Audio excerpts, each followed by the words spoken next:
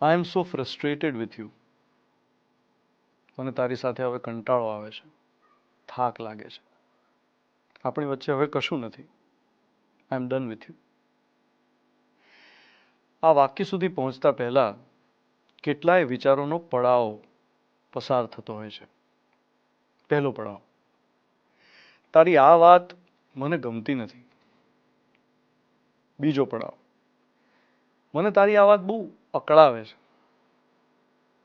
ત્રીજો પડાવ, મારાથી તારી આ વાત હવે સહન થતી નથી. ચોથો પડાવ, તારી આ વાત તો હું નહીં જ ચલાવી લઉં. પાંચમો પડાવ, તું સુધરે છે કે નહીં. છઠ્ઠો પડાવ, હવે હું થાકું છું. આઈ એમ ડન વિથ યુ. છઠ્ઠા પડાવે એક નિરાશા છે. અને દરેક તબક્કે એક માણસ બીજાને ચાન્સ આપે છે, જેવી જેની કેપેસિટી, જેવી જેની સંબંધ નિભાવવાની તૈયારી, જેવી જેની સ્વીકૃતિ સંબંધની.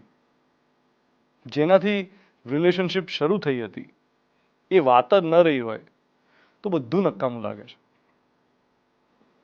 અને થાય છે સંબંધ વિચ્છેદ. સુકાયેલા સંબંધને ફરી મહેકાવવો હોય તો એક જ રસ્તો છે, હેતુ. અને હેતુના મૂળમાં હેત હોય છે.